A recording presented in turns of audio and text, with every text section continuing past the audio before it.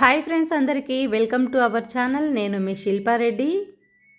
ఈరోజు వీడియోలో మీకు నాటుకోడి చికెన్ పులుసు చేసి చూపించబోతున్నాను. అందుకు అరకిలో చికెన్ తీసుకుని శుభ్రంగా కడిగి ఉప్పు పసుపు వేసి ఇప్పుడు స్టవ్ ఆన్ చేసుకుని ఈ చికెన్లో ఉప్పు పసుపు కలిసిపోయేటట్టు బాగా కలిపి మూత పెట్టి చికెన్లో వాటర్ అంతా రిలీజ్ అయ్యే వరకు ఉడికించుకోవాలి. మూత పెట్టి మధ్య మధ్యలో అడుగంటుకోకుండా గరిటెతో కలుపుతూ ఉండాలి.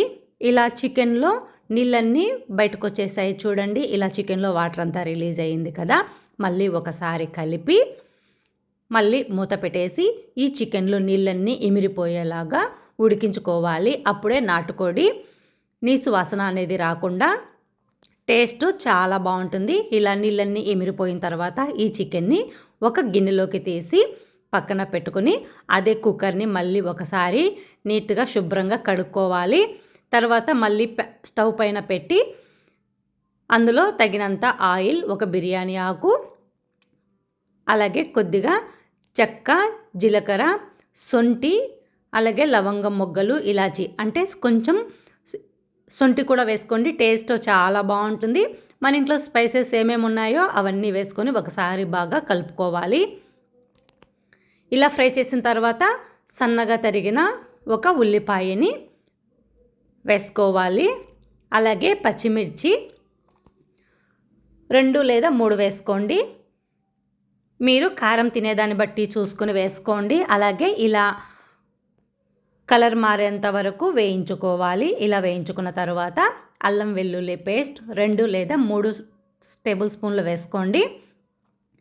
ఈ అల్లం వెల్లుల్లి పేస్ట్ పచ్చి వాసన పోయే వరకు వేయించుకోవాలి. అలాగే సన్నగా తరిగిన కొత్తిమీర, అలాగే పుదీనా కూడా కొద్దిగా వేసుకోండి. టేస్ట్ సూపర్గా ఉంటుంది. కొద్దిగా కరివేపాకును కూడా వేసి చక్కగా వేయించుకోండి. ఇలా వేయించుకున్న తర్వాత ఒక పెద్ద టమాటాని చిన్న చిన్న ముక్కలుగా కట్ చేసుకొని వేసుకోండి. ఇప్పుడు ఈ టమాటాను కూడా వేయించుకోవాలి.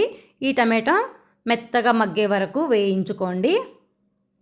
ఇలా వేగిన తర్వాత ఇందులో మీ రుచికి తగినంత కారం, నేనైతే ఇక్కడ 2 టేబుల్ స్పూన్లు వేసాను. కారం మీరు చూసుకుని వేసుకోండి. అలాగే ధనియాల పొడి 3 స్పూన్లు వేసుకోవాలి. అలాగే మిరియాల పొడి 1 స్పూన్ వేసుకోండి. కారం తినే వాళ్ళైతే కొంచెం కారం చూసుకుని వేసుకోండి. నాన్ వెజ్ ఎప్పుడు చికెన్ పులుసు అనేది ఎప్పుడు కొంచెం స్పైసీగా ఉంటేనే బాగుంటుంది. ఇలా మసాలాలన్నీ వేసుకున్న తర్వాత 2-3 నిమిషాలు పచ్చివాసన పోయే వరకు వేయించుకొని తర్వాత మనం ముందుగా ఉడికించుకున్న చికెన్ని ఇందులో వేసి ఈ చికెన్ను కూడా మీడియం ఫ్లేమ్లో ఉంచి 2-3 నిమిషాలు మసాలాలన్నీ చికెన్కి కలిసిపోయేలాగా బాగా కలుపుకోవాలి. ఒకవేళ మీకు అడుగంటుతుంది అనిపిస్తే ఒక చిన్న టీ గ్లాస్తో వాటర్ పోసుకొని ఈ చికెన్ని బాగా వేయించుకోండి. తర్వాత కొద్దిగా నీళ్లు పోసి మళ్ళీ బాగా ఉడికించుకోవాలి మీడియం ఫ్లేమ్లో. తర్వాత మీరు గ్రేవీ ఎంత కావాలో చూసుకొని దానికి తగ్గట్టు వాటర్ని పోసుకోవాలి.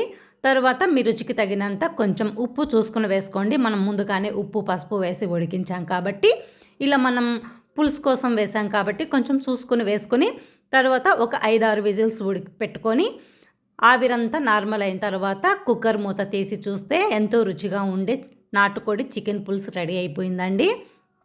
ఒకవేళ మీకు ఉడకలేదు అనిపిస్తే మళ్ళీ ఒక 2-3 విజిల్స్ పెట్టుకోండి.